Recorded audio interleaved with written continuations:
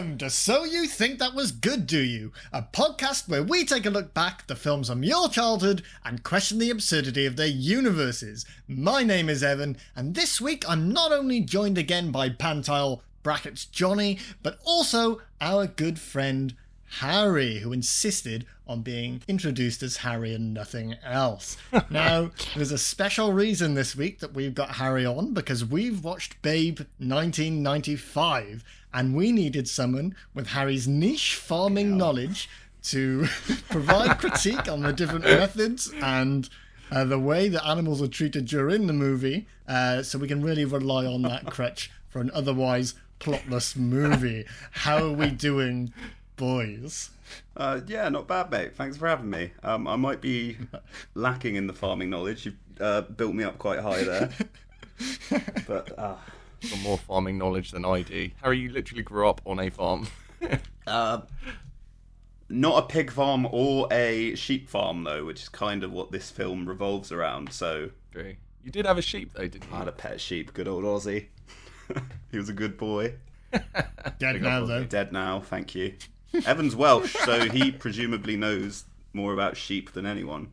Racism, Harry. So early on in the podcast, you haven't even waited for 30% of our listeners to drop out yet. Everyone has just heard that blatant racism. Mate, if the shoe fit. You haven't denied it, mate. Anyway, let's get started with a quick plot synop of Babe 1995. Gentle farmer Arthur Hoggett wins a piglet named Babe at a county fair, narrowly escaping his fate as Christmas dinner when Farmer Hoggett decides to show him at the next fair. Babe bonds with motherly border collie Fly and discovers that he too can herd sheep. But will the other farmer animals, including Fly's jealous husband Rex, accept a pig who doesn't conform to the farm's social hierarchy? Fair dues, that covers the movie quite well. It did. Yeah. Maybe makes it sound a bit more plot-driven than it actually is. It is, yeah. They really nailed out everything this movie pretended to be. Yeah. Can dogs be married? Hey, Harry, in this world, let's not cross those borders. Let's stay on track here. Borders, that's good. Border collies. That's not what you were about to say, Harry. That was deliberate. Before we move on, Harry, what type of farm did you grow up on? Because I've been to it, I think, twice for the festival you held at your farm, but I didn't really explore much. There was that toilet you had to walk to that was in a horrible sort of, in my mind, death contraption where all cows' heads were caught, but I don't think they were actually there. I think that's just my nightmares from all the horrible drugs I did. Flashbacks, man. Yeah. It's a dairy farm. Yeah. So there were cows. Yeah, there were cows. But none of their heads were caught in fences, just so everyone knows. It was a very lovely pace, I'm sure. We were just taking a lot of Molly. Molly? Mandy? Molly? Come on, bro. You can do some Molly. That's one for our American listeners. Excellent, then. Shall we begin our adventure? Yeah, dive on in. Well, as always, these movies open, and this one opens with a really slow pan over, like, knickknacks of pig-themed things that you'd pick up in, like, charity shops or find in an old woman's house, and she'd absolutely insist on you taking it home because you looked at it for a little too long. And it's not because she's being nice, it's because she doesn't want that thing hanging around anymore. It's like clocks that are pigs. There's like oven timers that are pigs, little ceramic plates that are all... They fucking love pigs. Yeah, this reminds me a lot of Floss's mum's house. Floss, my fiancée. Her mum's house is full of pig stuff. Like, she just loves pigs. Wow. Little pig ornaments everywhere, little pictures of pigs everywhere. Does she like Babe? Very reminiscent of that. I didn't ask her, but I will next time. If she doesn't, then there's something seriously wrong. My nan used to be the same, but it got to the point where everybody would buy her pig-related things, so she just binned it all and changed her favourite animal to cats instead. So now her house is filled with cat things. Oh. I can't wait to see what she chooses next. Fickle, iguanas, just like a cat. Nah, fed up with pigs now. Moving on to cats. It was Chock-a-Block. Before that, it was China dolls. I'm glad they were God. fucking horrible. Yeah. Sinister. How often does she go through like a big personality change, Evan? Oh, that's years and years, but like I'd say 15 years apiece on that. Okay, that might be acceptable then. There are family members that get removed sooner than Nan changes her favourite animal. I haven't spoken to my auntie in fucking years. It's because Nan said so, but I fucking love cats. Still in those fucking will. So then we're taken on to what I assume is a pig farm. What makes you think that, Ev? It's all the pigs on the farm, mate. And there's what you're supposed to assume is Babe there with all her? Is. I think he's a little boy pig. He's a little boy pig with all his brothers and sisters, and they're all sucking on Mama's teat. But then Mama gets fucking... She's ripe, isn't she, boys? So she gets plumped straight on the back of the murder truck, and she's driven off. And all the other kids are happy to just... Voiceless kids are happy to start sucking on the new metal teat. Well, kids, so ungrateful. But Babe cries. Yeah. He's a sensitive boy. This beginning bit, I think it must have gone over my head when I watched it as a child, but it's really fucking dark. Really dark. Yeah. Really dark. And they're saying how the pigs are going to piggy paradise or whatever. Yes. Which made me think, what's in piggy paradise? Well, the death They're yard. like 70 piggy virgins. The narrator explains how all the pigs thought the sooner they got bigger and fatter, the sooner that they leave for pig paradise, so they ate as much as they could. So sad. And then the narrator says a pig paradise must be really good because none of the pigs thought to come back, which is what hit me. It's All those piggy martyrs. Yeah, the whole first act of this movie is really, really dark. It does pick up a bit towards the end, and it's a bit nicer. the first third of this film is harrowing. Yeah, really, really bad. Yeah. So to carry on that theme now, two of the farmers come up. Well, one of the farmers, and he's like more than happy to sell Babe off because one of the other guys sees Babe crying and he's like, yes, that's the fucking pig for me, the one that's crying. And the other one guy's like, yeah, you can have this worthless little runt. I don't need him. His exact words. We're fucking less than 5 minutes into this movie. Worthless little runt. Jesus Christ. It's taking me back to my childhood. So Babe's sold off and taken off by this man, and it turns out he's taken him to this county fair, and he's part of a little attraction where it's come guess the weight of this pig, and you might be able to win the pig. And Arthur Hoggett, he's our farmer character, our main character throughout all of this, has like one line of dialogue. But he hears Babe screams, and he wanders over just out of interest about what's screaming. Really, it's not worry that is on his face. He's pretty expressionless throughout. And he has a go at guessing Babe's weight. Johnny, some part of me thinks that you're going to do a weight bit again? No. Fuck, I should have done. I should have done. That would have been really good. Oh, fuck. That would have been brilliant. But yeah, the pig stops crying when he picks him up, doesn't he? And said, he hasn't done that all day or something. Yeah. He's been crying all day. And then Arthur Hoggett picks him up and he seems to chill out a bit. So that's the first indication that maybe it's meant to be. But yeah, and the narrator says something like they shared a look of destiny or something like that, which really builds deep. this up to be more of a relationship than just this guy wants to get a pig to run in a dog race. Yeah. Do you think that's his plan from the very start? Yeah. Unbeknownst to us. He's bored. He's fucking old. He's sick of farming. His wife is a fucking bitch. He's mid-breakdown at this point, and he just needs to see that fucking curve out. Oh.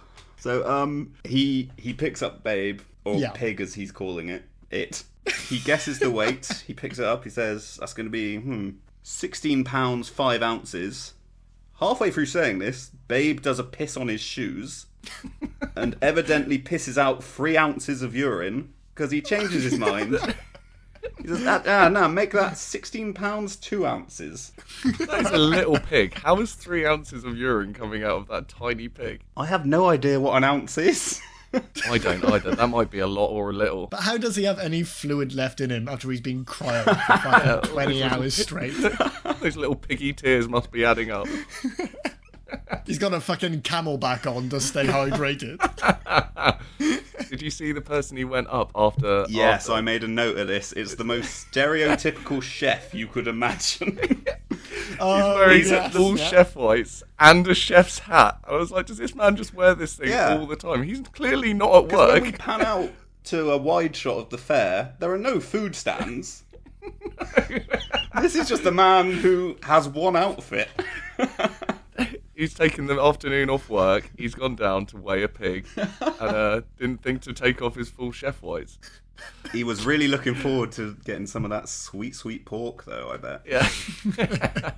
Who isn't in this movie? I know, right? Also, while we're here, I just wanted to note, no wonder farms are collapsing across the UK, because they did not take any money for this weight guessing competition. Everybody just walked up, had a guess, and walked away, and then one guy got a free pig.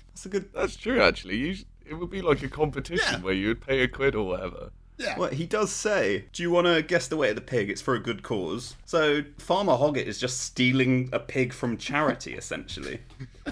Yeah. But he doesn't even take it. We got to wait till later when they phone him up to remind him that he hasn't stolen the pig yet. So now we're here. Arthur Hoggett goes home and we see a bit more of the family. And then he receives a phone call and he's been told that he's won little Babe. And I assume there's some drop-off. I can't remember how he gets it, but now Pig is at the farm. That's all that matters, isn't it? So now Babe's in the barn, and he's meeting all the other animals on the farm. We'll run through them quickly. There's a female border collie called Fly. There's a male border collie called Rex. There's all their puppies. There's a horse, I didn't get his name, but he barely speaks. And there's a duck who's fairly important. His name is Ferdinand. And I hope you boys know, he is my favourite character in this. I fucking love him. Might be. Yeah. When I was a kid, he was my favourite, but watching back, he's just kind of nothing. He's manipulative. God, those puppies were fucking cute. Oh, fuck though, me, they? Yeah. Good I actually God. wrote, OMG, these puppies are so cute. Yeah. I said, God damn, these puppies are fucking cute. I prefer kittens. Yeah, you would, don't makes you? sense. Well, yeah. I've got to get my nan's house. And you nanny's boy. As we are introduced to all the characters, though, as soon as Rex comes on the screen... Evan, have you seen this before? Nope, never. No? Okay, Johnny. Did Rex scare you as a kid? Yeah. He just sort of oozes this menacing character. And he's always shrouded in shadow, and you can barely see him. Yeah. Talks with a very gruff voice. Oh, yeah. Hello, What is baby, the little actor's shit. name? I can't believe I've forgotten it. It's fucking Hugo Weaving. Hugo Weaving. Oh, snap. Yes. Yeah, so we also meet Rex here, who is, as Harry described, a pretty mean, fucking scary bloke. But he accepts that, upon Fly's request, that Babe can stay in the barn for at least tonight until he finds his feet. I felt like it was a prime opportunity for them to say, Trotters? Hooves? What do pigs have? Trotters. Yeah. Trotters, yeah, okay. That was aimed at... I looked directly at Harry there. Harry, farm boy. You, farm man. I believe trotters is the correct term, Evan, yes. And people eat those, right? Yeah, you pickle them. As the God. woman says later on. Fucking dirty bastards. People love eating pigs, don't they? They're fucking tasty, mate. There's a bit coming up now where he's in the barn and he just cries out, I want my mum. Yeah. And I was like, Jesus fucking Christ, who is this for? Like, is it just trying to really hammer home like the point of like how farming really is, and that you take animals and It feels away like it, from right? Certainly this first part of the movie feels like there's an agenda to it. But then all of that is dropped when we learn that Babe has a skill. And it's like, oh no, we can use him for something This else. pig is worthwhile now. Keep him alive. It's morning time and all the animals are getting fed. And this is just where we're learning that pigs aren't allowed in the house. The dogs can be fed in the house, but Babe's got to eat outside like the dirty fucking pig he is. And this is the first sign that Mrs. Hoggett is fucking wet to eat this pig, because she gives him this big bowl of slop, way too big for an animal his size, and basically holds his head down to fucking eat it all up. But he's loving it. She tells him to get big and fat. Did you see the amount of slop she... Yeah, like, presumably that's leftovers, right? Yeah. There's 2 people in that house. Where the fuck's it all coming from? It's all the pigs they keep cooking. Every week they're getting a new pig. kill it. Next. Right, I've guessed the weight of this one. He's got his like weighing hands down to a T. He's like a scale. He weighed that 3 ounce of piss coming out, mate. Yeah. Is it this bit where the dogs go off to go into the fields with Farmer Hoggett? They do, yeah. They shoot off after breakfast. Yeah, and Babe tries to follow. No, the field is dog work. Pigs stay on the farm. Sorry, yeah. And Sky says, stay here and eat your food. And I was like, he seems upset with that. But if someone told me to do that, I would be like, that is the best outcome in any situation. Well, I don't have to go to work and I can just stay here and eat. Yes, yes, please. Yeah. But with the add-on that sooner or later you get eaten, Johnny. Yeah, they'd have to catch me first. So now also here, Babe meets Ma, which is a sheep that's on the farm. And it's not too important a conversation. It's just to introduce her because later on, Babe becomes involved with the sheep. So we'll just note that now and move on to the next scene. Hold on. There's actually a great shot of when Babe and Ma are speaking. Mrs. Hoggett's in the garden picking runner beans or some shit. So Babe and Ma are having a conversation. And then there's a shot from her perspective. And you just hear oinking and bleating in the background. I thought that was really good. Yeah, I like that as well. It gave me a little chuckle. There were a few chuckly moments in this movie. To be fair, I came out hot. Like, I didn't enjoy this. When I started it, I did not. But as you move through the movie, it becomes a lot more heartwarming. Yeah, it's quite endearing, isn't it? Yeah. Probably like Stockholm Syndrome, where like you're fucking tortured for the first third, and then later on everything seems okay. I actually quite like this. Yeah, so now we are introduced to Ferdinand the duck. And I like him because he starts off pretending to be a cockerel, which you don't really understand why. You just think he's kind of quirky, but you learn later on it's because he doesn't want to be eaten. He's trying to find like extra uses on the farm so that he's indispensable. His reasoning is humans don't eat roosters. That's why he's pretending to be a rooster. Humans don't eat roosters. They make eggs with the hens and wake everyone up in the morning. I've tried with the hens and it doesn't work. That ties into Matey Boy last week, Adam Sandler and his duck cock. Yeah. Nice. You are a hair's length from being a tenuous link, Harry, but you made it to the other side, buddy. Beautiful. Yes, so he loves being the cockerel, but he's upset now because Mr. and Mrs. Hoggett have just bought a new little ringing alarm that goes off automatically. So not only do they not need the cockerel, they absolutely don't need a duck pretending to be a cockerel. So he's hatching a plan. He's approaching Babe and he's manipulating him, telling him he's a fucking smart little fucking pig and he could definitely break into the house himself and steal this alarm so they can get rid of it and he can continue being useful. Ferdinand doesn't want to go in because there's a cat in there. He said he's allergic to cats. I thought that was just another trick. Like, obviously the cat is going to kill the duck, so that's why he doesn't want to go in. Yeah. But he is actually allergic to cats. This movie just keeps pulling the rug out from under him. One thing I did notice in this scene, I don't know if you boys picked up on it, but Babe's hair very noticeably changes in this scene. I imagine there'll be a few pigs that they use if it's like other animal things. So I've actually looked into this, boys. Oh. How many pigs do you think played Babe in this film? Oh, this is good. I love Give me a shit guess. like this. I'm going to say 3. Ooh, that's not that many. Yeah, if it was dogs, 3 I think is reasonable. Pigs, I think a little more unruly, a little bit harder to train, regardless of what this film has you believe. I'm going to say 8. You are both miles off. 48 pigs. 48! 48 pigs. What? That's insane. Fucking hell. That is... They had a whole pig farm. Mrs. Hoggett would be sliding on the floor like a fucking slug. Fucking hell. Why? Why that many? 40 Because they assume that they have to account for like when one's being a little shit or if one gets ill or whatever. We just kept eating them. Yeah. Mrs. Hoggett got to him. No, they just grew too quickly. They outgrew the production of the film. Oh, that makes course. sense. Okay, But like- yeah, that makes sense. Yeah, their hair They keeps grow that changing. quick? I thought they should have just got a little piggy toupee. Just shave it. Shave the pig. No one would be shocked if a pig was bald. I didn't notice it in this scene, but I noticed later on that he had like longer hair. Yeah, No, yeah, I did too. They should have got a pig wig, mate. Yeah, pig wig. I'm just thinking of Frank from Always Sunny. Go for it, go for it. So, Babe sneaks on into the house, trying not to wake the cat, but he gets all tangled up in some string, and Ferdinand flies in to save him to stop him from waking the cat up. But as you can probably fucking imagine, everything goes to shit and the whole house ends up covered in paint that was just leaning on the side.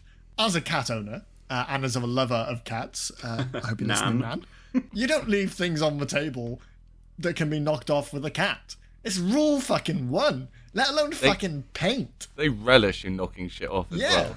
You see every single day on my Instagram feed. Yeah, they're just like dead staring you and just slowly nudging it towards the edge of the table and just like stone-faced killer, tap it off.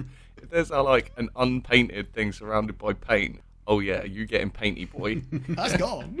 So after this whole debacle, the Hoggetts come home and they find it. Rex is not happy. He knows what's gone on in the house. He's a stickler for rules. If there's one thing other than he's an angry bastard, he loves people being in their place on the farm. There's a pecking order. He's at the fucking top of the animals, and everyone else should just stay in their role. So now Babe isn't allowed to sleep in the farm. He's under whatever pigs sleep under. Harry? What? Well, in the film, it's an old wagon. I don't think that's standard issue across every pig. They've got 48 standing wagons on set. In this, I believe it's a sty, isn't it? A pigsty, yes. It's like a pigsty in here. That's a saying. But in the scene of Rex, he has a meeting with all the farm animals just to give Babe a big telling off. That is a great, a really well composed shot where it pans down. Babe is just in a ray of light, and everyone else is in the shadows, and Rex is being a bastard. Reminds me of Animal Farm, where the main piggy, can't remember his name, is laying down the law.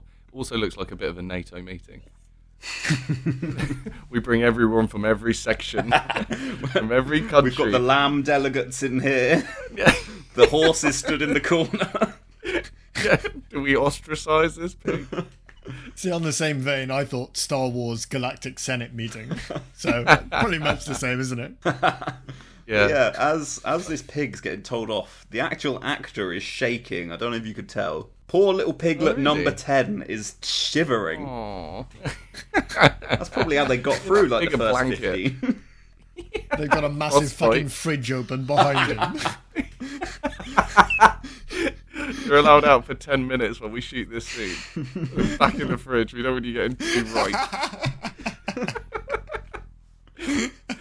So at the same time this meeting is happening, everybody's been told what's happening. We switch over to the Hoggetts, and they're debating whether or not they should have pork or duck for Christmas. And this is just to keep reminding us that the humans in this film and that's the real dark overtone. It's not really what's going on between the animals. It's all the horrible stuff being discussed by the humans. Yeah. I can't stress enough as well how much Mrs. Hoggett, all of her lines thus far, I reckon, have been about this pig and fattening it up.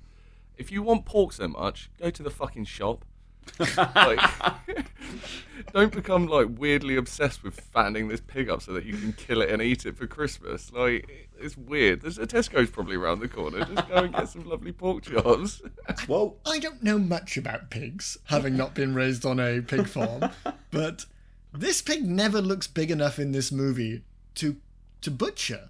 It always looks like a piglet. Well, exactly. I mean, there's very little indication of how much time passes, right? The puppies, spoiler, grow up and get sold, but they look like sellable age anyway. Maybe. But he doesn't get any bigger, babe. Well, that's why they had to keep fucking replacing him. Yeah, but it might take place over 2 weeks. We can't tell. Well, exactly, but she's keen to eat him every moment of every day. I know nothing of pigs. I'd like to assume that the fair was in the summer, because you would have that in the summer, right? And then it goes to Christmas and past Christmas. So 3 months in pig time. Oh, yeah, you're right. Or 5 months or whatever. It could be a long time. We have no way of knowing. How big does a pig get? How quickly does it grow? I don't know. I'm not an authority on this, Harry. Well, I don't think I've ever seen a pig in real life. I refuse to believe that. I couldn't have grown up further away from farms, and I've absolutely seen pigs. Harry, I've seen a pig with you. Oh shit, yeah. I haven't seen a pig in real life in a growing up sense. I haven't watched a piglet mature into... You've not watched a pig grow up. Yeah, fair enough. Fair enough. You don't have any family friends who are pigs. Well, that's debatable, mate. Oh. So, we've actually now reached the scene that you were just discussing where Farmer Hoggett decides to sell off all of Fly and Rex's puppies because that's one of Rex's purposes. He's a breeding dog, and they never mention that Fly is a breeding dog too, but you'd assume she took part in this. And she seems pretty sad. Where did these puppies come from? That all her puppies are being sold off. There was a sign, wasn't there? There was a sign that it pans outside their gates into the farm, and it had "Puppies by Rex" on the top, and then it had like his credentials underneath, like 2-time whatever winner. But I thought "Puppies by Rex" sounds like a weird fragrance. Oh, that would smell like piss. Pissy sheets. Yeah. and dog food.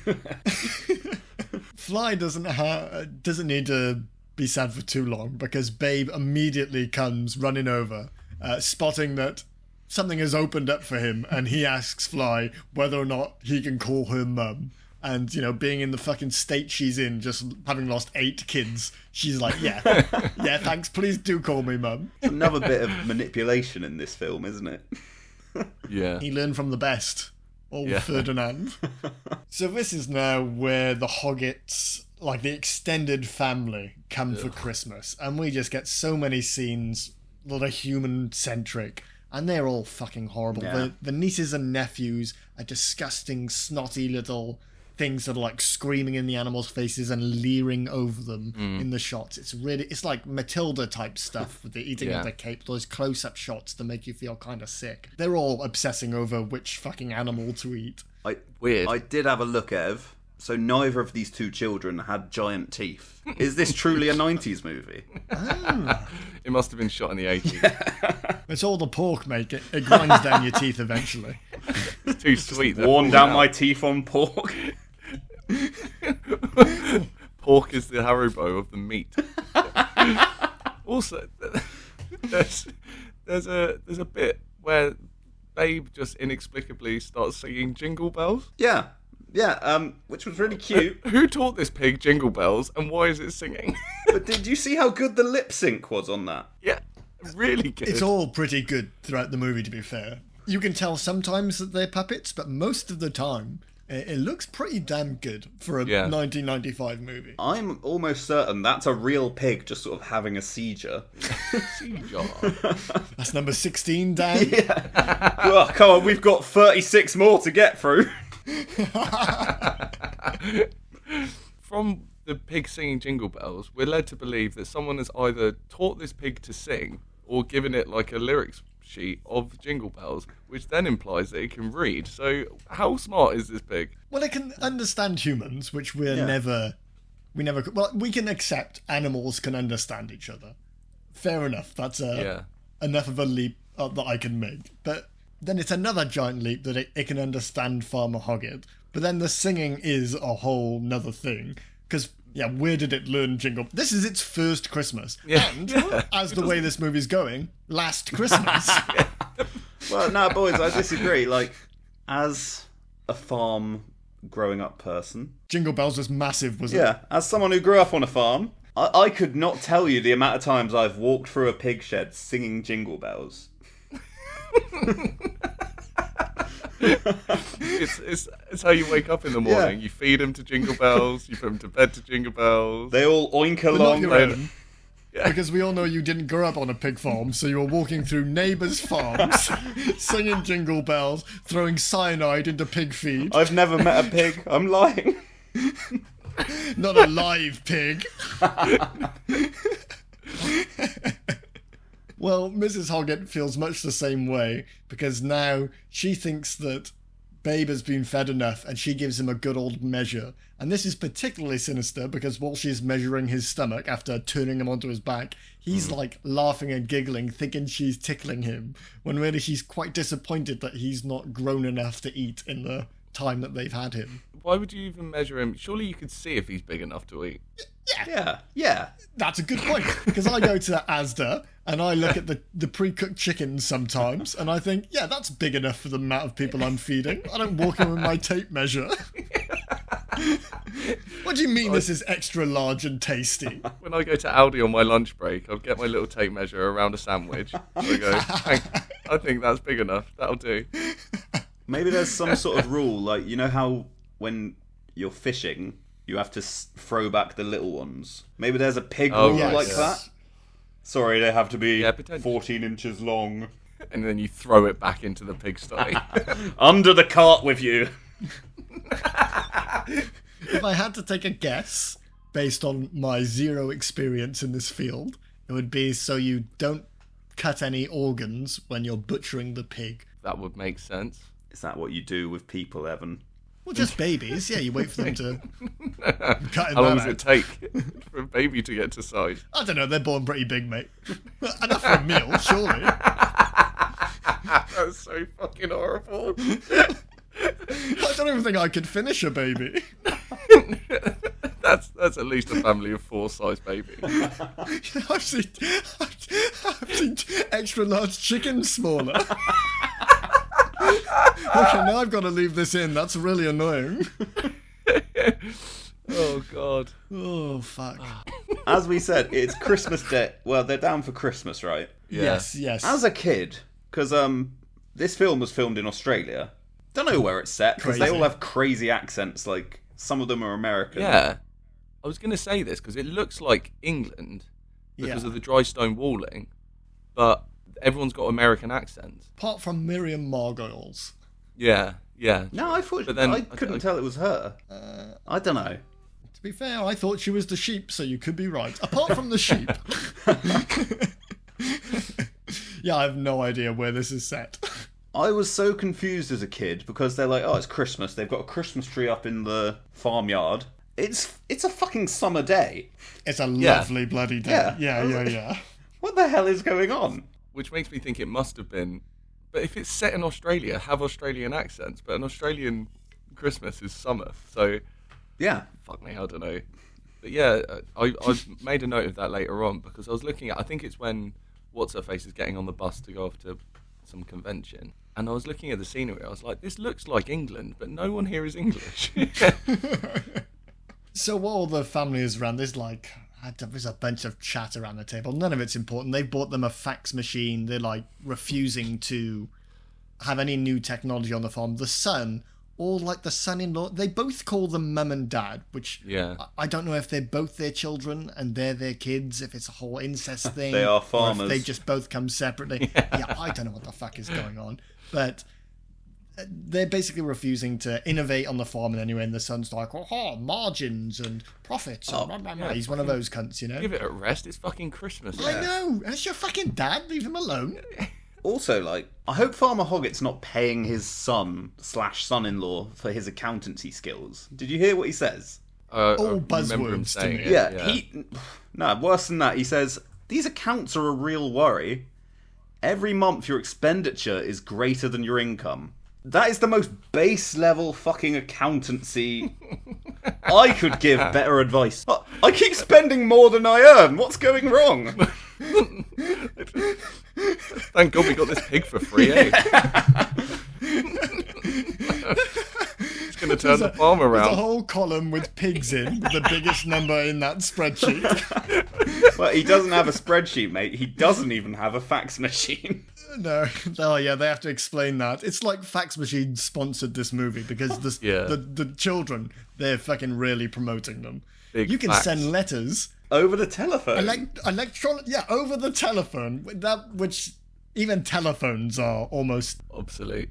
Yes, thank you. Oh my God, I could not find that word in my brain. I saw your face. Was faxing big in the 90s? In 1995? I don't think so. I swear Surely it's that like was an older 80s than that. thing. You had emails then. Yeah, but not really. It was still sort of a throwback from early 90s and 80s and that. But people didn't really start getting computers until like the mid-2000s, like in their houses, did they? Yeah. We had it quite late.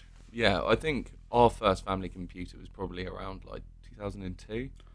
maybe a bit later, and it was a big fucking Packard Bell. Oh, fucking Hewlett-Packard, Yeah. they were called then. Yeah. You could, like, take down a fucking tank with it if you threw it. We didn't have one in our house, but my grandparents got one, and we used to go round there every Sunday, and I would just disappear up onto that computer and play Habbo Hotel for hours until my nan called me down for fucking dinner. Team and Hospital, Or what's up? RuneScape. Yeah. I fucking love that shit. Oh. And then my mum got me a laptop, but we didn't get proper internet. We got a T-Mobile dongle you had to plug in directly. Oof. But because my brother wanted to play Xbox at the same time, he'd plug his Xbox into my laptop. Oh, it was like a bot farm in my fucking bedroom. Remember dial-up? Oh. Yeah. Mate, my mum's quite a frugal lady, so we weren't allowed on the internet till after 6, where it goes down from like 10p a minute to 1p a minute. We were as well.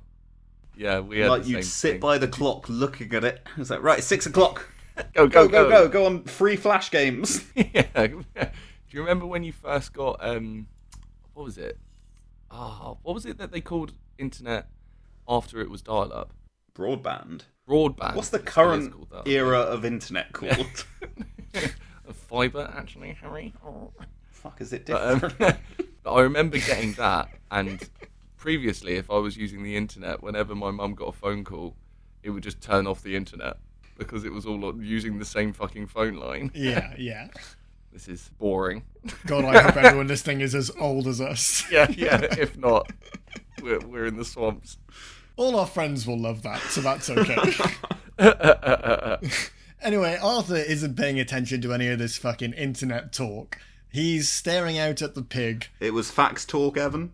Also, I don't know if you boys... Sorry, Evan. I don't know if you noticed.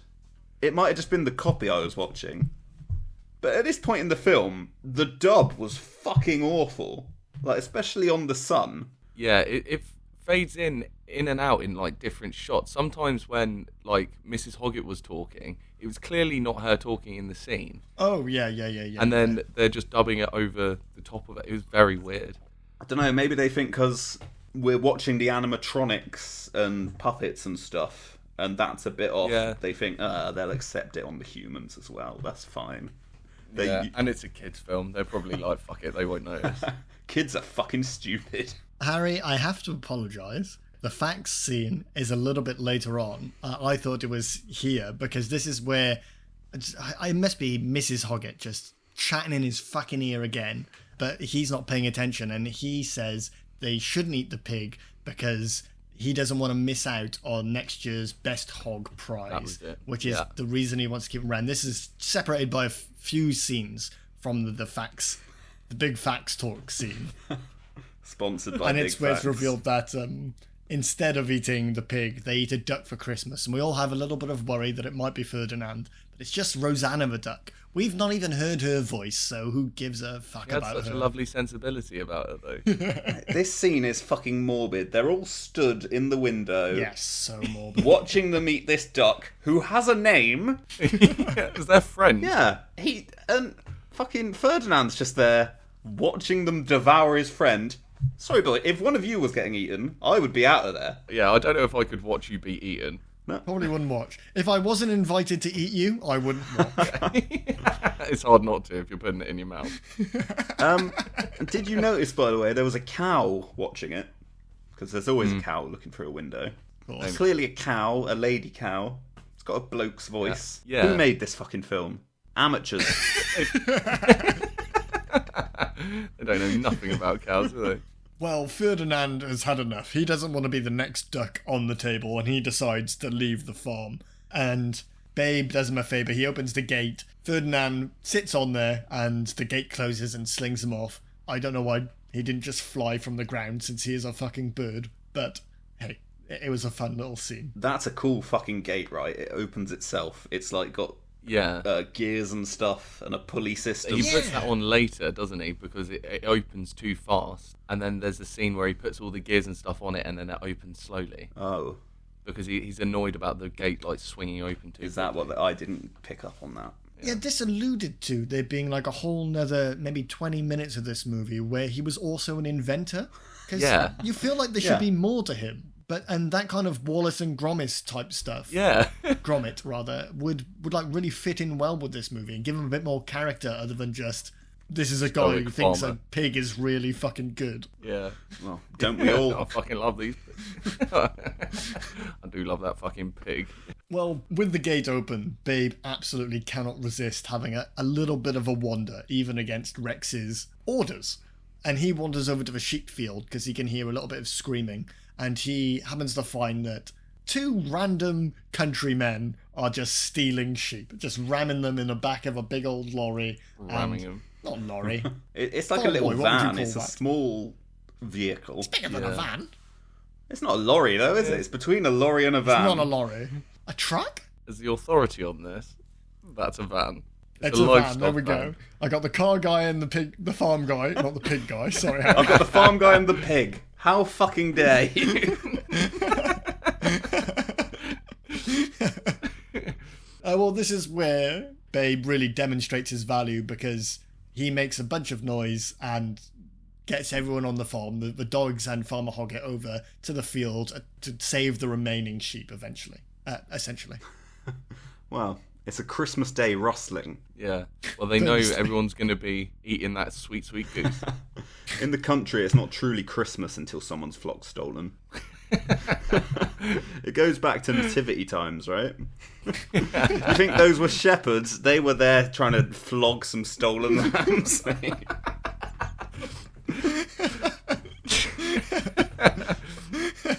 The 3 wise men walk into the fucking barn. I got the gold, frankincense, and myrrh. You got the lambs. They gotta pretend they're not in there to steal fucking sheep. And he just pulls some myrrh out of his pocket. Oh yeah, like it's fucking chewing gum. I brought some extra for the Lord and Saviour. Are you here for Jesus? Yeah. Yeah, I got this myrrh. Opens his robe up and there's a lamb at the bottom. Hey, you want to buy this sheep, mate?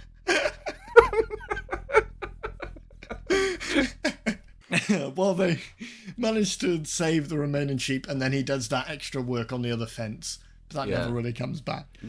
So you saw how small that van was? The sheep rustling van was really small, right? Yeah, Sure. yeah. How many sheep can you really fit in there? Like 8? That's how you stack them. Yeah, I didn't consider that. Didn't look like they had a divider, though. So I'm going to go with 12 sheep packed in. Yeah, I reckon. How fucking slow are these rustlers? Because they had a head start on Babe arriving. They also had a dog as well. It's not like... Yeah. They had a dog. Babe arrived. They were mid-rustling. A fucking pig managed to run half a mile back home and half a mile back to the field, and they were only just done. These are fucking rookies. I don't know how fast pigs are. Does anyone know? Oh, that would have been a good trivia. I regret it. Also, take the pig too. You've just gotten a free pig. Yeah, so this is the scene now where they criticise the fax machine. And it's not really worth knowing other than Farmer Hoggett is now like really into the whole Babe thing. He's like obsessed with this little guy. He thinks he's got something special. And he's even staring outside, and Babe stood with all the chickens, and he's like in awe that both the white chickens and the brown chickens are stood with Babe. So not only can this guy fucking save sheep, he's also just solved fucking chicken racism. Oh, no, he's done the opposite of chicken racism. He's separated the brown chickens and the white chickens. He's done chicken segregation. Yeah. Oh my god. Yeah, it's got dark. Literally, my notes here is the pig separating the chickens, browns and the whites. Oh dear, this is taking a weird turn. Oh, I read it completely the other way. I thought usually they'd be dispersed among the farm, and he's just brought them to the same space to have a chat. No, he's... What, like a summit? A brown and white chicken summit where they're facing off? I think You get the shed, we get the abattoir. I think the idea is he's herded, much like a sheepdog might, these chickens, which isn't quite as sheepdog related, but he's herded them into separate groups, which, as we may see, is part of the trial. So now Arthur is all in on this fucking babe thing, and he brings them over to the sheep pen, if that is indeed what they're called, and he wants him to round them up and do whatever the fucking dogs usually do. Babe watches Fly and Rex round up the sheep. They herd them into the pen. He gets like a grand total of 3 minutes watching this happen. Farmer Hoggett, he shears the sheep or whatever. Which, by the way, in my experience, Johnny, you're a country boy. I am. There's a lot more blood involved in shearing sheep, right? Yeah, especially if you're using scissors like he was. Yeah, he's using fucking shears. What year is this man in? He's got a fax machine, he's got manual shears, like he's in Minecraft. From what I've seen of sheep shearing, it's they do take it off in like one big thing, which they show, and it's like a big blanket. But yeah, it does nick the sheep quite a lot, and it's quite bloody. Yeah. Yeah, Ma tries to tell him to be mean to them, but that doesn't work out. The pig isn't scary, but the sheep advise that he should just be fucking nice. So he tries some of that, and is successful. He gets them to do what he wants just by being a nice little Catholic boy. Yeah. Yeah. What Sky says to him is slightly worrying. The way that she's talking about it. I mean, first segregation, and then she's saying, sheep are inferior. We are the masters. Abuse them, insult them, bite them. Be ruthless. Whatever it takes, bend them to your will. There is quite a worrying undertone of, like, border collie nationalism in this film. Class system. Yeah. Yeah. They rule the farm, but they rule with an iron fist. In this scene as well, Rex, after Fly is encouraging Babe to get the pigs out of the pigs? The sheep out of the pen. Rex is like pissed off at her. He's like, I can't believe you're doing this. Yeah, Rex is not a fan of Babe doing his work. No, that is dog work. Yes, exactly. He's a fan of everybody having their roles. And I think that's what the Fly stuff being mean to a sheep is supposed to play into, is that everybody has a role, that's her role. But it really comes off quite poorly. But do carry on. Yeah, but Rex... so he sort of reveals he's got this horrible authoritarian worldview, which we should be a bit worried about, I think. And so, yeah, everyone's got their place. And then he tops it off by bringing in some sort of master race bullshit, where he says, you and I are descended from the great sheepdogs. We carried a bloodline of the ancient Bahoo. Is Bahoo a real thing? I googled it. It sounds There's real. Nothing about what a Bahoo is. Oh. So they've made up a bit of lore for this mythology film for this universe. and haven't expanded upon it. Well, Rex is even less happy when Babe is successful, and he's only going to get less happy from here. Think about this scene from Farmer Hoggett's point of view. This pig has, as far as Farmer Hoggett's aware, the entirety of this pig's knowledge of sheep herding is watching two dogs do it for about 3 minutes. Yeah, he's never seen it before. No, and this fucking lunatic goes, I'll just tell the pig to get him out, that's fine. He doesn't need any formal training, we've got a special bond. For the first time in the history of man, he's just gone, go on then, have a go, and he does it perfectly. Well, you would. I'm sure we've... Not to act too insane here. If you were on your But own... at points, I've spoken to an animal and been like, you understand me, really. It's just you and me now. You can tell me, I won't tell anyone else. You know what I'm saying. When I'm alone with the dog, I'm like, I know you know what I'm saying. I know you do. The thing is, though, they always give you like a knowing look and a wink. Yeah. And they're like, okay, just between us. Wink. Yeah. You don't have to tell the council. The council of dogs. It's fine. You won't be in trouble. Well, guys, this actually brings us into a little section that I've devised. Ooh. A little special section. It's called... Now, this is a pun because it's sheepdog based. Rough estimate. RUFF.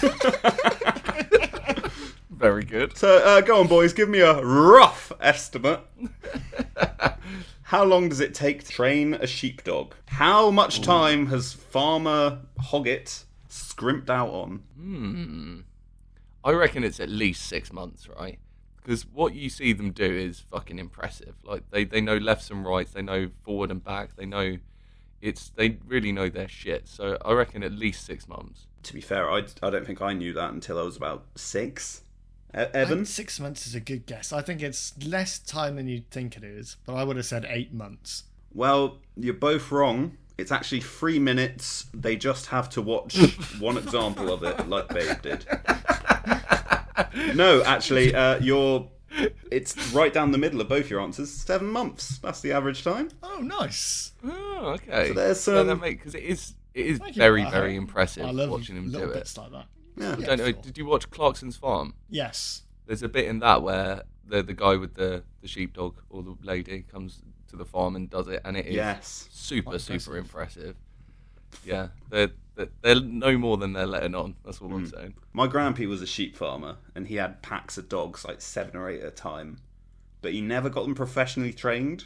But somehow he could just shout at them in this really thick Devon accent, which even I couldn't understand, and the dogs would do it anyway. So That's mad, isn't it? I think there are dogs out there smarter than I am. Yeah. Wow. This is a scene where Rex now is very upset that Babe is doing something that he is not meant to be doing. And Fly approaches him while he's trying to he's angrily lying down in the moonlight. And she walks over trying to explain the situation. And he fucking doesn't want any of it. She is on his last nerve now. She'd have just left him alone because he goes fucking berserk. He's calling her a traitor. Basically traitor. a blood traitor. Yeah. It's pretty much fucking that. And then he fucking attacks her. The dogs are fighting in the yard. Hoggett comes out. He sees them fighting. And as he tries to separate them, Rex gets a bite in on Hoggett's hand. And I thought for sure this was the end of Rex. I thought too. We'd be seeing the shotgun earlier than we actually see it in the movie. I'm glad it finally came out. But I thought for sure he'd be taken round back and bang. Popped. But we realise that he needs him still for the breeding, regardless of whether or not he's fucking mad. Yeah, I think that, if Rex and Skye are married, as it is alluded to earlier in the film, he is now a domestic abuser. And I would like to propose that all domestic abusers in the future should also be sedated, just as Rex is in this. That sounds like a reward rather than a punishment. We're not talking like a K-high. I mean, just so that they're lying down all the time.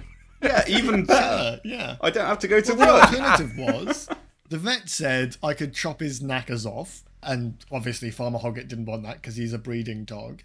So he was just like, oh, well, just inject these drugs into him every day then. Yeah. Yeah, which he does once, by the way. It's good stuff. Yeah. It really lasts. Only injects him once, and then for some reason later on, absolutely fine. So I'm guessing he didn't keep up with the injections. Yeah, but he's less of a bastard, isn't he? Yes, but he's finally learned his lesson, which, well, he doesn't, because he never actually, there's no arc for him. It's just he has these drugs, and then later on he's just less of a dick to people. Drugs are the solution, Evan. Yeah, well, partly, Harry, because every now and then I still see a cow with its head stuck in a fence, and it's just left over from your festival. Oh, but I'm in the supermarket. Get that cow out of it. Are you in the meat aisle? You're just guilty. You know, on that note, that's brought back a memory. It was either Asda or Tesco, two British supermarkets. They used to have like a farm section at the back with plastic animals with buttons, where you press one of the buttons and they'd moo, or they'd oink, or they'd cluck, cluck, cluck. Do you remember those? That. Yeah. Are they not still a thing? I swear I've seen one recently. It could be if the stores haven't been updated. Oh, you only shop local, do you? Farmer boy. They might do out in the country somewhere still, but they certainly don't in cities where like all those supermarkets have been refurbished. Yeah. Maybe. They've just got McDonald's in them if it's anything like the Asda yes. Bedminster. So there's still cows and pigs and chickens. Yeah. You have to guess the weight of the Mrs. pig. Hoggett's been at him. So after this whole scene, we get a little bit more into Rex's background, where Fly is telling Babe about the sheepdog trials, because we've just seen Hoggett do like a test lap. This is where he starts losing his sanity, actually. So let's 100%. Because he does like a lap.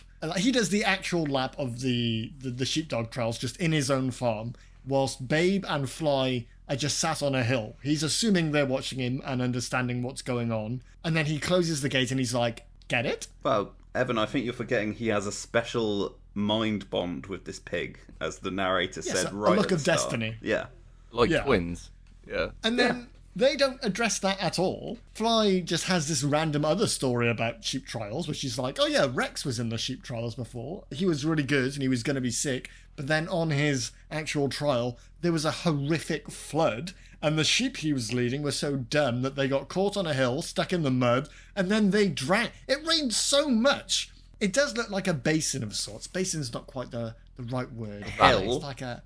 Yes, well, because even if it's a hill, the water goes off somewhere, so it's encased like... Well, the sheep drown. It's like a big fucking soup of sheep, and he just about makes it. He's like stood on top of a branch, but somehow he also lost his hearing. Yeah, I didn't understand that point. I guess it's from the storm, potentially, or the water guess so. maybe in his From ears. being really cold, did his ear bones Could be. freeze and shatter?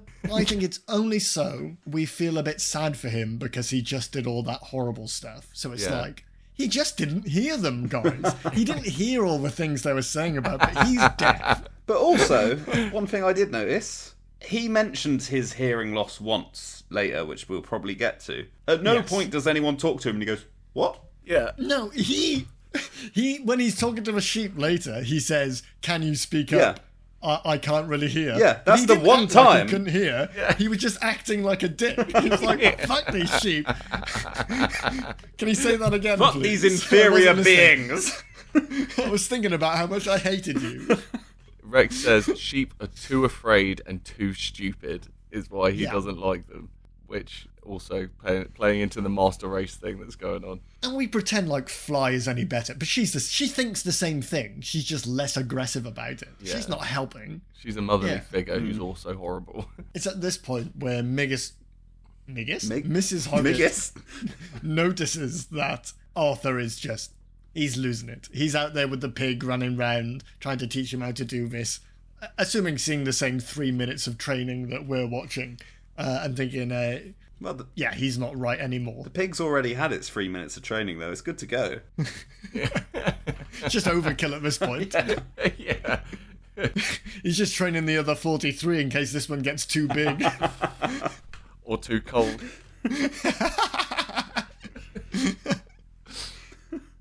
Get the pig wig. We've got another one.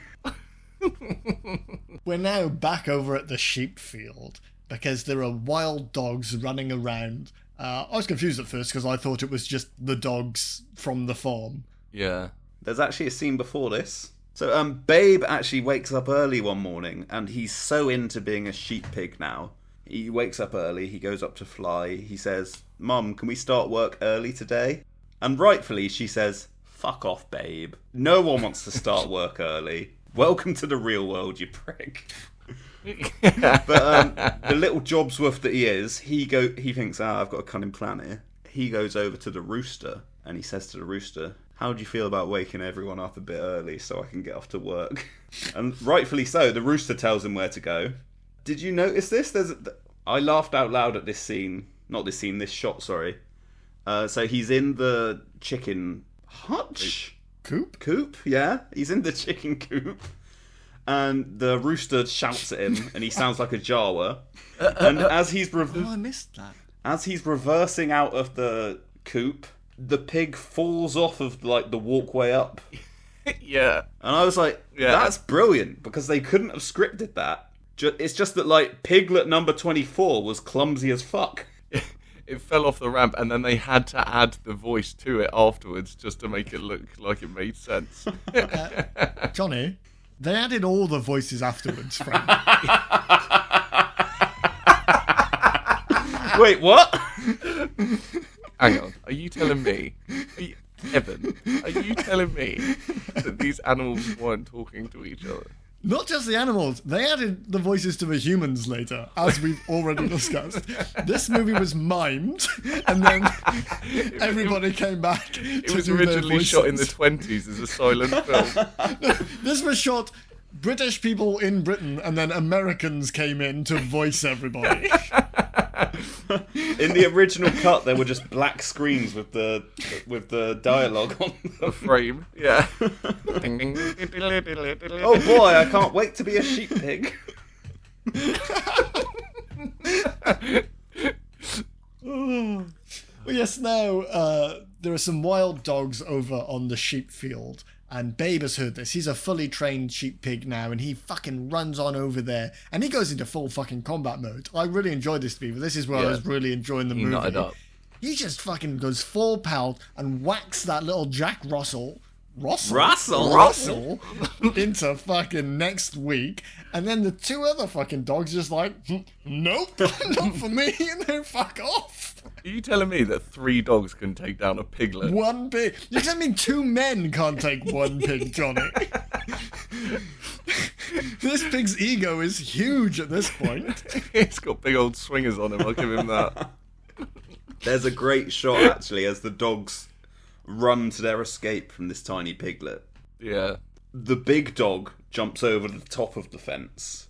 Yeah. The medium-sized dog jumps through the middle of the fence. And the little stumpy dog just sort of waddles under the bottom. Again, I laughed at that. I was like, ha, well done, Babe. That's a good joke. Also, that dog's ribs are shattered, so he's not going anywhere fast. That 14-ounce pig really hammered it. Depends whether it had a piss or not, I suppose. He's full of piss. Run, it's like a wrecking ball. But boys, we should stop laughing, because we're back into sad times now. We've had too much of a nice time up until now, because now Arthur Hoggett arrives, and he sees Babe. After the dogs go get him, so the dogs come, they go back, Hoggett arrives, and he sees Babe, a literal 5-inch pig. How big do you think an inch is, Evan? About the size of 1/5 of Babe. It's a small pig, but he arrives and he sees a smidgen of sheep blood on his nose, sees the dead mole, which the dogs did kill. It was Ma, wasn't sad. he? Babe's very upset. He sort of nuzzles into her and goes, oh no, Ma, my beautiful Ma. So we saw that, so we know that Babe didn't do it, but Father Hoggett, Arthur Hoggett, sees it and is like, shit, my pigs killed my sheep. There's only one thing to do with animals on the farm that kill other animals on the farm, and that's fucking blast them. So he drags him back to the barn. He grabs his double-barreled shotgun. The shotgun shells were black. I'm sure that's not too unusual, but I've never seen them before. Only ever seen red ones from movies. They come in all colours. Yeah. Nice. To have that sort of customization when you're killing your favourite pig. Oh, I think I'll use the pink ones today. They fly glitter. I feel like this scene is another glimpse into his sort of worsening insanity that's going on. Like, how does he think? Like, okay, a fully grown pig, a wild boar, might be able to kill a sheep. Absolutely. They kill humans. A fucking piglet? Piglet number 27 could no chance kill a sheep. A 5-inch pig? Kill a sheep? The man's fucking deranged, right? They go through bone like butter. Yeah, but then he comes out, he's all strapped up. This is another instance of his lunacy, right? Admittedly, I'm no gun expert, but I would imagine, right, at point blank range, a shotgun would obliterate a pig. Decimate, yes. Yes, yeah. okay, right? He's not going to have a head left. Farmer Hoggett, with his... I feel bad saying it, he's just not well, is he? Farmer Hoggett loads 2 cartridges into this shotgun in case the first shot, like, ricochets off or something. What, like an armadillo? What's a minced pork? I think farmers use, like, rifles for dispatch stuff. Or like pistols and things. They have people specifically who come in for dispatch. Nah, that's expensive, Johnny. This is something I know about. It'd obliterate a pig's head with a shotgun. Well, you'd use a rifle, surely. Yeah, person in, that's expensive. But you want something with 1 exit wound so you can use the rest of the animal. My dad uses a 12-bore shotgun. He says it's fucking horrible because the animal's eyes bulge out as you shoot them. That doesn't shock me. But also, your dad's a dairy farmer, right? So that's a cow. So you don't need the rest of it. True. But cows I can understand. You'll want something a bit more substantial because they've got big, thick skulls. This is a piglet. Yeah. Yeah. I mean, he could probably punch it to death. Yeah. It would be like that scene in The In-Betweeners where Neil punches that fish. Oh, he looks sad. Well, luckily Fly takes the initiative here. She runs over to the sheep to ask whether or not... She also believes that Babe could have killed the sheep, but she goes to check whether or not he actually did. And eventually, after some fucking back and forth, the sheep explain that, no, Babe didn't fucking do it, obviously. It was dogs. And she runs back. But this is all for nothing, really, because then Mrs. Hoggett just walks out of the house like the Deus Ex Machina she is. And she's just like, next door just phoned and they've just said that there are wild dogs in the area and they've lost 12 sheep. And then Hoggett just puts the gun away. Like the NPC so we just had 3 scenes for nothing. She has a great line. Well, it's not great. It just stuck with me. She goes, "Why on earth have you got that gun?" And he looks at it and goes, I wasn't about to kill our pig, I'm sorry. I did like that. And in her mind, she's like, it's fucking just kill that this pig. This guy's fucking nuts. Also she wants a I need some tasty little sweet treat. pork. Now we get a series of scenes where Arthur's like growing closer to the pig. Now he's not going to murder it. Now he knows it saved his flock, I think, Evan. Yeah. Soon Babe is going to find out that people eat pigs. Yeah, and he's going to be pretty upset. But he wasn't alarmed when a gun was pointed in his face. So this pig knows what jingle bells is, but not what a shotgun is. He just thought it was shiny tubes. Yeah. Is what he says it like that. Like, When he was a piglet, shiny tubes normally released a lovely surprise, I believe the narrator said. Which, A quick weird. release from this fucking torturous life. Yeah.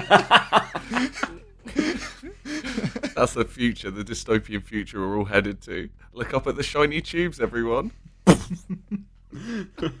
oh boy. So Hoggett's going closer to the pig and fucking Fly, and he lets them into the house. They all have a meal together. They watch TV. The cat is obviously an arsehole. It's always an arsehole in these movies and doesn't like the pig being in the house. Gives him a good fucking scratch on the face, and Hoggett throws the cat out. Sorry, Ev, I should just say the reason Babe's allowed in the house is because Mrs. Hoggett goes off on some trip.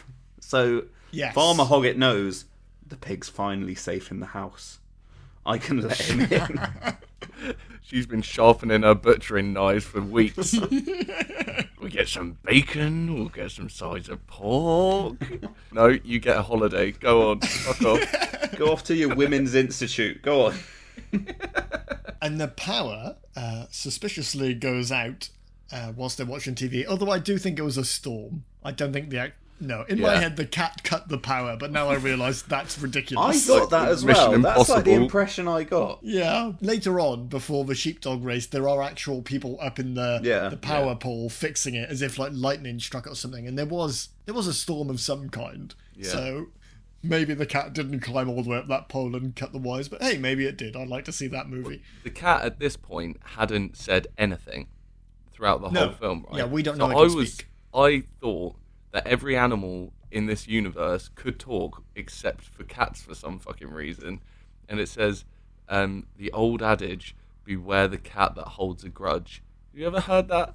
No. Ever heard that old adage? No, No, I've me heard neither. a woman scorned. What's the rest of that? I haven't heard that, Evan. You're on your own. Uh, A woman scorned, and the rest of that adage. Something hell. A woman Hell scorned. hath no fury. Like a woman scorned. scorned. That's it, Johnny. A I'm bird leaving in the all of bush that in. is worth 2 in the hand. There's an adage. You say so. Curiosity killed the cat. I'm going to keep Let's cutting hope you so. off with old adages. I I can't don't think of you any know more, that Evan. many, so yeah, okay, yeah, I can continue now. Well, now we learn that the cat can speak because her name is Duchess, by the way, Duchess the cat. She just takes this moment whilst Babe is alone to explain to him that all he was ever meant to be was a meal. All pigs, everything has a purpose on the farm. She herself provides comfort to her, She calls her the boss Yeah. the boss, yes. So that's because all Mrs. the other animals call the farmer Hoggett the boss, but she calls Mrs. Hoggett the boss because the house animal. Yeah. she's the house cat. Yeah. And as free blokes in relationships, we all know the lady's the boss. Yeah, oh, of course. Hell hath no fury. Like a bird in the bush. God. God, I'm going to hate listening to that back.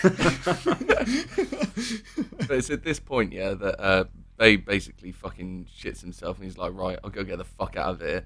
He like bounces and he's running off and he's like hiding in a cemetery, weirdly, on a hill.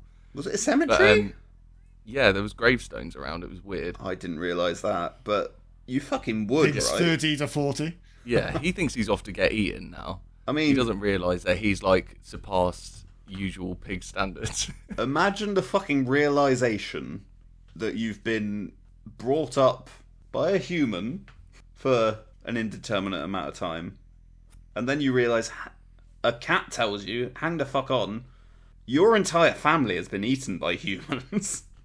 And you're just like, Yeah. What? Fuck. I'd better go. Yeah, I better run off to a cemetery. That's the place for me.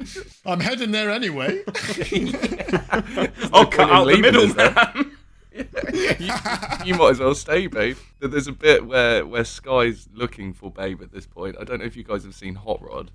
No. But Oh, a long time ago. yeah, there's a bit in that where he's going, Babe, Babe, come back, Babe, Babe, Babe, Babe. And the whole time that, I was just like, oh my God, this is that scene from Hot Rod. And me and Floss were watching it together. We were pissing ourselves. Come back, Babe. Babe, no. Babe, please.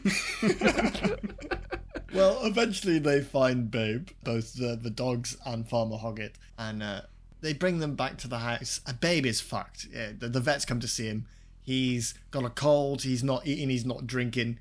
Obviously, yeah, he doesn't want to be fattened up anymore, so he's refusing to. But now we get this whole weird scene where Arthur sings and dances for Babe, healing like his worries and his ability not to eat, and also the cold he had. The vet was like, he can't compete. He's got a cold. He's gonna die today, bro. And then he does a song and a dance, and he's fine. To be fair, if someone did that song and dance routine to me, I think I'd be all right. You know, You'd perk up a bit. My notes for this are: Farmer is singing to the pig and doing a jig. But why? How does he know the pig likes dancing?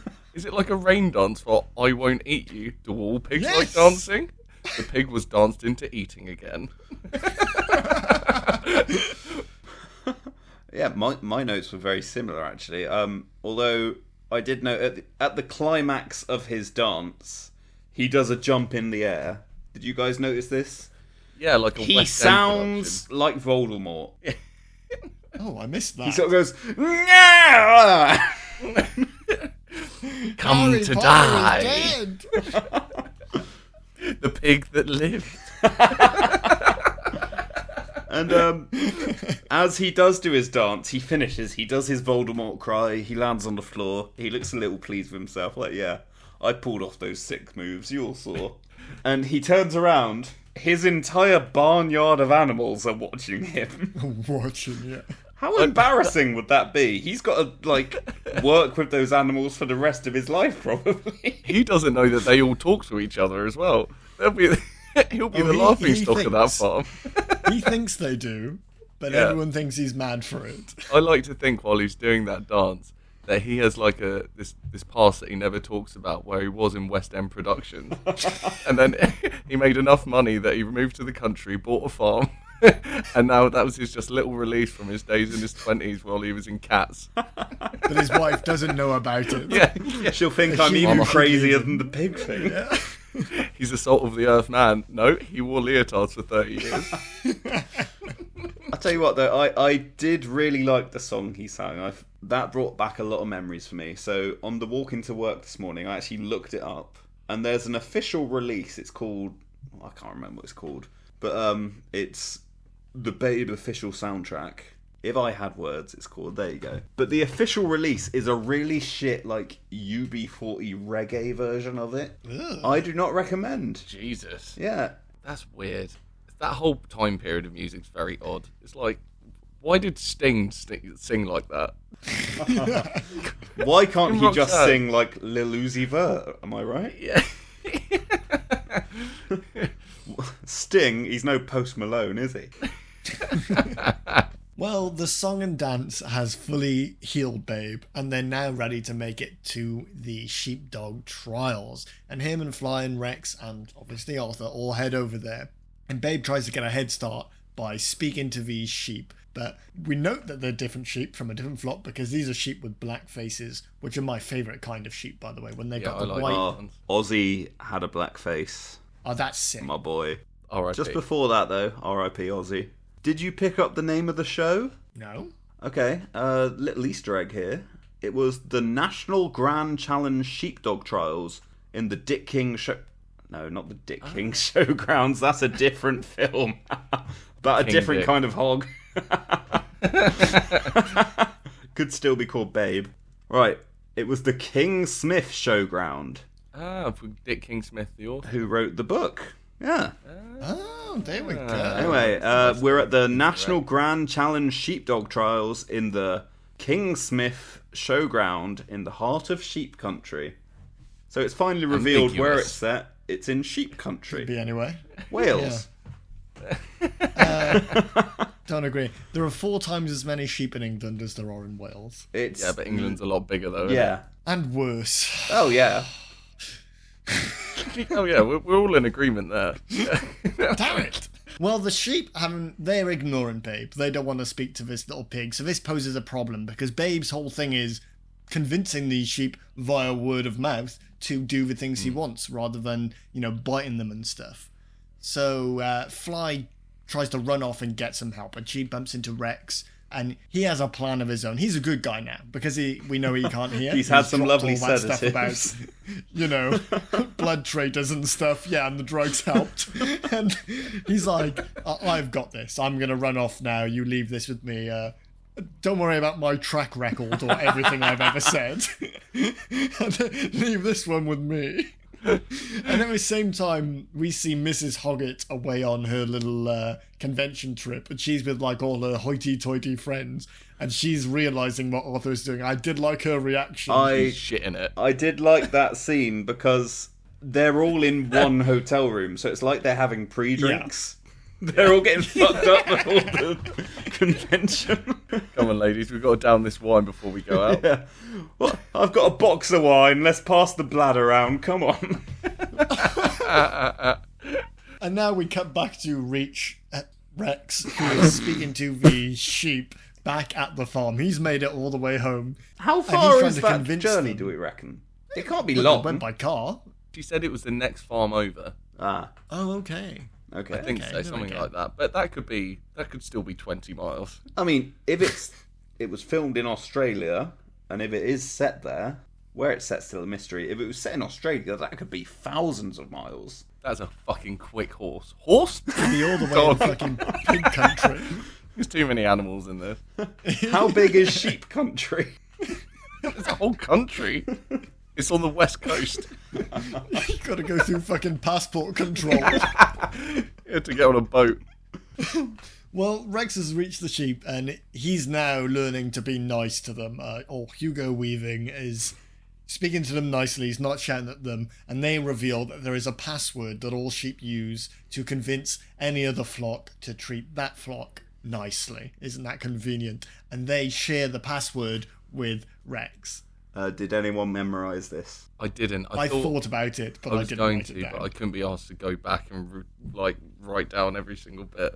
What is it, Harry? I don't want to try it off the top of my... I will. Oh. Baram you. Yeah. Your flock, your clan, your fleece be true. Ooh. Baram you? That was fucking That was a lot better. I probably practiced that as a kid, to be fair. Ozzy, you got to believe me, Ozzy. We haven't talked about this yet. But you fucking love this movie, mate. You were insistent about doing this for the pod. Yeah, as a child, my mum, I don't know, she wouldn't buy me many videos. Like, I think it's like the Stockholm situation. Yeah, well, no, I think it's like a holdover of my grandma was quite strict. You know, she was brought up with a ration book, and so my mum was brought up in that way, and therefore, sorry, Harry, you have 3 videos already. You can't have another. Although here's one about a farm and how horrible life is, so watch Babe. So yeah, Babe was one of the only videos I did. I watched this film a fucking lot, let's put it that way. You had a choice of 3, mate, so I imagine you watched all a lot. Yeah. It's this or Dumbo, which we filmed off of telly. And another horrible movie. There are like 3 scenes missing because it's just the news in 1997. Someone changed the channel. Well, at the same time as Rex getting the password, Arthur is in with the committee for this event because they are fucking not happy he's brought a pig. He'd written the name of the dog down as Pig, and they thought it was just a funny little name for a dog, but they're actually real mad that he's brought a pig that he's trained to do a dog's work. To be fair to him, in the scene before this, it said he's a very truthful man, and he was quite relieved that it said name of participant, not name of dog. Yeah. And there was a shot of him reading a book that was called, like, The Rules of Sheepdog Trials. Nowhere in that book does it say you've got to enter a sheepdog into sheepdog trials. I mean, the name itself implies that it has to be a dog. Should imply. They haven't explicitly said it. I'd say he's in the clear, to be honest. Well, that's exactly what the judges say, because they clear it. But they say it sort of backhandedly. It's like, we want to express our disappointment for a man such as you with your sort of your history and what have you, I'm guessing, because he had winners in the past and what have you, and then he shows up this year with a fucking pig. And they're like, come on, mate. Are you alright? Is everything alright at home? I mean, it's not really, is it? It's not really alright at home. Have you got a loaded shotgun about? Because we know that you do. Your wife told us. Did you notice as well, as this is going on, the crowd outside are going nuts. They cannot wait for the next instalment of Sheepdog Trials. They're all like chanting. People are swinging their shirts around in the stand. Same thing again. Yeah. These motherfuckers Get love them in the sheepdogs. pen! Get them in the pen! There we fucking go. When Arthur comes out with the pig, it is horrible. They all burst out into laughing. They're all like heckling him, and he looks really sad, like he can barely take everything that's going on. But he doesn't know what the fuck is going on, to be fair. He didn't know that people ate pigs until fucking 20 minutes ago, so... But they make it to the pitch? Court? Green? Arena? No. Ooh. Course? Centre of the... Course. Yeah, Stadium. Well, they all seem wrong. There are stands. Whatever it is you have the trial in. Trial ground. Luckily... The grounds. The grounds, yes, thank you, Harry. That was why Johnny. You're here, you little farm. Oh, Johnny, why are you here, Harry? Not even a pig farm, mate. No.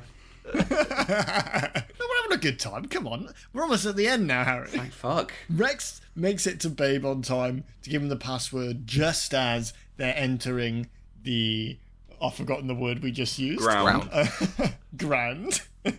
And the trial begins. All the humans are laughing. They are being fucking cunts about this pig. And there is like a moment where you think he's not going to be able to do it.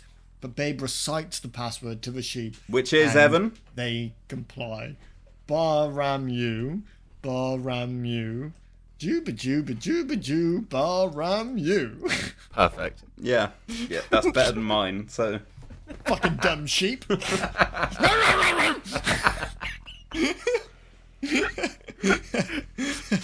I really chuckled at whilst Babe is like having them just walk this, like trot across this course. It's all quite slow, and he's just stood there watching. Like, he doesn't even give a shit. He's just like, this might work, it might not. This might have all been in my head until now. I'm just in this really surreal situation. He has faith in his hog.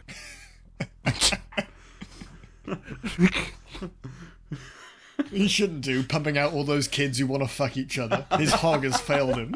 To have the confidence of that pig, though, going into it. Yeah. My God. It stood there with, I'm going to say, at a low ball, 1,000 people laughing at you, and he's still like, what, mate? What? I'm around these sheep up better than you've ever seen, son.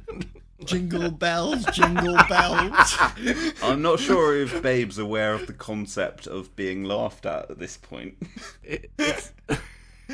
But he knows jingle bells. He doesn't know being laughed at, but he can't actually sing jingle bells. Yeah. From what you've seen of this film, Evan, does that not make sense? No, that absolutely fits in. Evan, does that not make sense?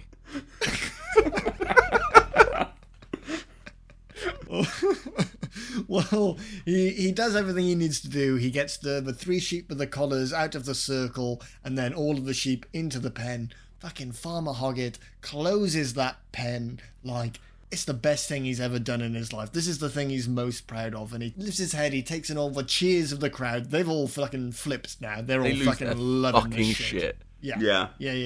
Babe gets 100s from all the judges. Yeah, perfect scores all round. I mean, to be fair, if I was a sheepdog trials enthusiast and I turned up and someone had brought a pig along and I just witnessed that, yeah, I'd give him a standing ovation. I'd have cheered, but I'd have cheered from the get-go. I would never have booed and laughed. I would have been like, pig! Yeah, they are quite uppity about the whole situation. Yeah, it's the same as horse people, isn't it? They're the same. If you brought a pig to a horse race, the boos.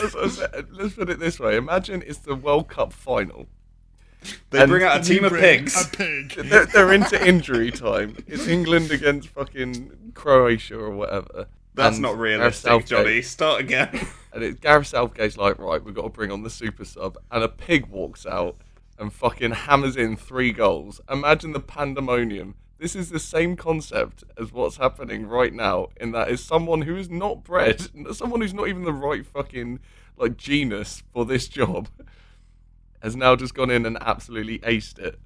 See, I think with the distance between that is that there would have been pandemonium as soon as the pig came out in football. If a pig walked onto a football pitch in the 85th minute and it had a fucking jersey on, fucking number 8 on the back. Oh, it'd be cute though, wouldn't it? Everyone, a unanimous conjoining of love for the game. Which haircut does this pig have out of the 48 pigs? Oh, it's got a top knot. Okay. For sure. No, it's got as a footballer. Yeah, and or a hairband. Oh, yeah, or the hair. Yeah, I think that's better, the hairband. Jack Greel pig. Oh, that's loose. That's loose. That's looser than Babe after it's been emptied double barrels into? That's almost a sentence. That's looser than that sentence. Well, the movie ends here with Arthur Hoggett looking down at Babe after the spectacular run he's just put in, and he says, "That'll do, pig. That'll do." Famous line, and did touch me a little bit. Yeah, me too. That's all anyone really wants to hear, isn't it? Like, yeah. There's a bit earlier in the film where he says, "Good dog, good pig." Yeah. When he chases off the sheep thieves, and I thought that I just misremembered it, and I was like, oh, that's a bit anticlimactic. And then it got to the end, and it's, "That'll do, pig, that'll do." And that's something that I say probably every day at work. We're like, "That'll do, pig, that'll do." And when he actually said it, it really hit home. He does say it earlier on in the movie, but he just says, "That'll do, pig." I think it might be as he's weighing the pig. Yeah, that's it. Yeah. The pig is as he's weighing Babe. He puts it down into He puts him down into the box. He says, "That'll do, pig," and he knows they've shared a special bond that will later lead them to win the sheepdog trials. He had a premonition. A look of shared destiny, as it's described. Yeah. And our destiny would have it, boys, that we have finished the fucking movie. Well, congratulations. Haven't we done well? That'll do, pigs. Thank you, Evan. I just want to say, isn't Farmer Hoggett, he's so very lucky that animals can talk to each other in this universe. Yeah. You are spot on. This would not have worked out well for him if they couldn't. If this film was set in the real world, where animals cannot communicate, well, as far as we know, yeah. It would just be a very sad tale of a man slowly losing his mind and then being laughed at by the entire sheepdog trials community. And then he'd probably unload 2 shotgun pellets into himself. No, he'd have had to go back to the West End. He'd have lost the farm and his wife, and he'd have to go back to dancing. Oh, well, the whole in fact, he was. When Mrs. Hoggett leaves him, that would probably be a giant weight off his shoulders. Love, I've got to thank go. fuck. I've just been offered the lead in Midnight Express. I don't have to supply pork to that fiend anymore. Oh, well, I enjoyed that, boys. Is there anything else before we move on to the all-important question? Oh, boys. I do have a second round of rough estimates. Excellent. There was meant to be another one, actually, but you both already revealed who the sheepdogs were voiced by, so you've ruined my plan there. Sorry. So, give me a rough estimate on this. What was the budget of this film? 1995. How much do Yeah. 48 pigs cost? Not as much as you'd think. Free if you get them from the fucking If you farm. guess their weight, yeah. I mean, roughly they're all the same size at one point, so Yeah. you're going to get it pretty close. It's 95. I'm going to lowball it because there's no massive names in it at this point. I don't know, I think Hugo Weaving, I don't know what he was I'm up not to. sure at this point. I think later on, 2000s, Yeah. that's when he got Matrix a bit was bigger. Like, he was in 99, stuff. right? Yeah. Yes. He must have been in stuff before that. I'm going to say 20 million. I'm going to lowball it. Oh, I'm going to say 60 million. 16 or 60? 60. 60. Well, Johnny, you're much closer. It was 30 million. Which, That's still pretty low. I'm afraid I film haven't that done did- enough research to sort of compare it to anything. Because I thought I need a second rough estimate in here. That's a great That's pun, still I've got to pretty low. reuse it. I think there's That's definitely low films for that were this coming out era. in the hundreds at this point. Yeah. That's true. Well, yeah, like, I think things like The Mask, Mrs. Doubtfire, Yeah. Small Soldiers, things like that, they're coming out the 60 to 90 million mark. Yeah. What was 13 Warriors? That was the other week. That was like We 200, didn't do budget for that. 200 billion. Yeah. Yeah, it was the highest. Oh, it was the same year as The Matrix, wasn't it? They were saying. And it was more money than that. Well, yeah, unfortunately I don't have a comparison like that, so it was 30 million. Do with that I what was you in will. that episode, and I don't remember that. Still more money than I've got, but that's pretty good. Do you think you could make a better sheep pig film for 30 million though, Johnny? Yeah. I would just fill it full of pigs. I'd buy as many pigs as I could get for 30 million. And I would There's a voice all different of them. pig in each shot. Yeah. Different breeds, different sizes. One's I got a voice all of them. mohawk, one's got like a side parting. They all You have different hair. You have so many looks. Yes. I would just film 24 hours in a dog fighting ring, but it's just pigs versus dogs every round. That reminds me actually, Headbutting them into submission. I did actually think in the scene where the three dogs attack the flock, wouldn't that be a great film just following their life? Three buddies living in What are they up sheep to? country, exactly. That would be a good watch. One a would be voiced by smorgasbord. Danny DeVito. Yeah. Oh, for sure. The little one. Yeah. Yeah. Hey, I can only walk under this fence. Not what one of Danny them would DeVito be- sounds like. Not at all. Fuck, I've forgotten his name. Mr. Robot, the famous guy. No, Not he's not Rami in my Malek, the dog other film. guy. Christian Slater. Christian Yeah. Slater. Yeah. Oh, yeah, he would be a good He one. would be a good dog. He'd be the medium-sized dog. He'd be like kind of snarky And and it would be like one of the sarcastic. Hemsworths for the big one, wouldn't it? Nah, I Oh, think no, it, let's I do think it recent- would be. I'm thinking 90s guys. You know, Oh, right, okay. Everyone Loves Ray. It would be his brother. Oh, the... Oh, Yes! That's the perfect big dog voice! Yes! that is right? the big dog voice. Oh, We've nailed this movie, boys. we- This is... Do we... There's stuff in the I works think here. maybe we should... Cut that out. This Cut to that out, Hollywood. Evan. Well, that rounds us off and brings us to the question. And since, Harry, you're our newest guest and you picked this movie, Harry, so you think that was good, do you? Yeah. I enjoyed. Yeah, I enjoyed that film. You know, like it starts off quite sinister. Well, for about a third of it, it's horribly sinister, and there's some horrible, like, morbid themes. It sort of makes you feel. Sorry, it makes you think about essentially the meat industry and like the poor little piggies. But after that, yeah, there are some funny bits in there. There's a heartwarming story about a blossoming relationship between a man and his pig. And that's just something Hollywood has completely shied away from recently. Yeah, I like it. Black Mirror. Well, yeah, you got me there, Evan. Yeah, but at its heart, I think it's just a nice film, you know. It's a nice film about a nice pig. He's got a pure heart, and he's nice to everyone he meets, and that gets him where he wants to. Well, I don't know if his aim ever was actually to become a sheep pig, but, you know, he achieves something through being nice. Yeah. And that's a nice message. Yeah. Even if it's not how it works in the real world. But it's a nice idea, isn't it? Yeah, I enjoyed it. Evan, did you think that was good, do you? Oh, switch up formats. That was a switch up. I usually go last. Oh, God. You know, Harry, I really didn't want to enjoy this movie. I went in, I made it quite known to you that I did not want to watch Babe. Yes. I'd never seen it before. I had only ever had pork, and how could this movie be for me? And when I started watching it and it was as bleak as it was, I was like, well, I guess I kind of like that, but still, this is, what is this for? This is a bit fun. And then, I kind of came fucking round in it.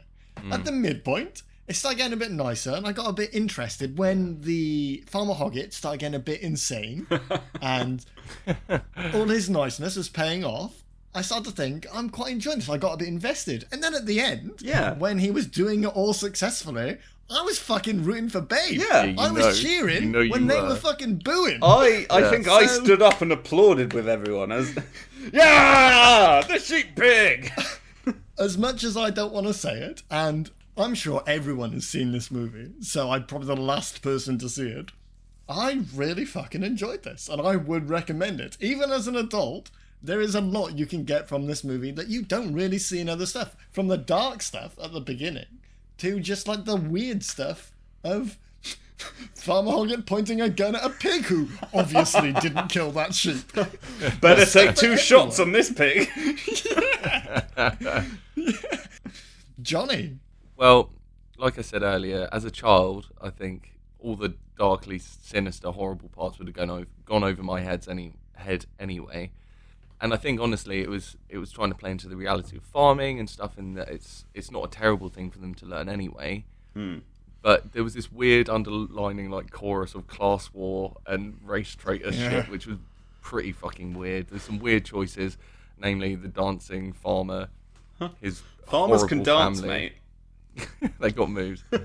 His horrible family and the singing mice that we didn't fucking touch on at all. Like there was just I forgot about there was this. like acts, like it was broken up into acts, and it was like a title card, or not a title card, but like an act card. I enjoyed that though. I feel like it. Well, I've never read the book. I can't read, but I presume that's the name of the chapters in the book, right? That's what I assumed too. Oh, could be. It was very fairy tale-esque, almost like the Grimm brothers, and the three blind mice. They were fucking there doing their little bit there because the 3 mice that just weren't blind, just tone deaf. But as far as overall, I thought it was a fairly short, easy film to watch with like a light, happy ending, which is good for that sort of like demographic that it was aimed at. In the middle, there was like weirdly racist shit, but we'll just gloss over that. The animal training, which we didn't really talk about, but you think about how they would have actually had to have trained those pigs and all the other stuff to do the jobs, which is amazing in itself. And the CGI. No, I don't think CGI existed then. Sorry, Johnny, to interrupt, but on your point of animal training, It definitely did. Well, those sheep at the end, 6 sheep trot in like a 6-pack. Do you remember the 6-pack advert from Burger King? Yeah. I don't know if you boys actually have tried to work with sheep, but that would never ever happen. That's got to be a shit. They do whatever the fuck they want. I bet they tied them together, is what I was thinking. Yeah, that makes sense. But yeah, I think on the whole, I did like it. It was good, but I'm a bit reticent to say that I would watch it again. So what I did, boys, is that I know there's a sequel, but what I did is I went onto ChatGPT and I asked him to make me a plot for the 3rd Babe film. Fucking hell. To see if that would be any lighter. So strap in, it's a bit of a ride. So Babe, now an older pig, is content on the farm with his friends and family, but he can't help but feeling there's something missing. When a family moves into the neighbouring farm, Babe becomes fascinated with their stories of adventure and decides to embark on a journey of his own. Babe sets out on a quest to find the legendary great oak tree, a mythical tree said to grant wishes to those who find it. Along the way, Babe encounters a group of travelling animals, including a wise old owl, a crafty fox, and a spunky rabbit. Together they face treacherous obstacles and overcome dangerous challenges as they journey through the wilderness. As they get closer to the great oak tree, they encounter a group of forest creatures who have been searching for the tree for years. Babe and his friends team up with the forest creatures to find the tree and discover its true power. However, when they finally reach the great oak tree, they realise their wishes may come at a great cost. Babe must make a difficult decision and sacrifice something important to him in order to make his wish come true.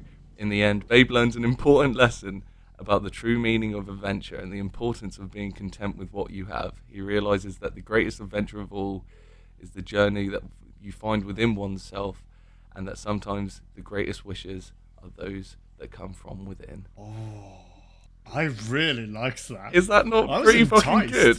Yeah, I couldn't comment throughout. Usually I try to at least do a yeah or a or something, but I couldn't stop bloody listening. I want to know what that spunky rabbit's all about. You could really picture it, wasn't it? The wise old owl. Yeah, for sure. The crafty fox. That's pretty damn fucking good. I've not seen Babe 2 either. Obviously, why would I have? I've not seen the first one until now. But, damn, I'd watch the shit out of that. Yeah, I think ChatGPT, I don't know how the fuck, I'm not going to pretend to know how it works, but for them to come up with a plot that is definitely saleable to Disney or to something like that is very impressive. That was very good. I want to know what the sacrifice Babe had to make was. That The sounds blood really sacrifice. dark. What is that? Yeah. He has to eat another pig. He has to spend a night with Mrs. Hoggett. Just sort of in some cat and mouse, get some woman and pig game. Oh, Lord. Well, that is an excellent time to round this off. Thank you, boys, so much for joining me, and thank you all for listening. Don't forget to leave us a 5-star review over on Good Pod on Apple Music. It really, really helps the pod. Follow us over on our socials at So You Think Pod on Twitter and Instagram. And next week, we're actually taking suggestions. And not just all suggestions, literally the first suggestion I receive. I don't care who you are. I don't care if it's one of these boys here. If you are just the first person to contact us at one of those socials before next week. I'm doing it now. Doesn't matter what the movie is. Babe 2, Pig in the City. I will kill myself. I've forgotten my Twitter password. Let's load up 2 black shells. Until then, thank you again for listening, and goodbye. Bye.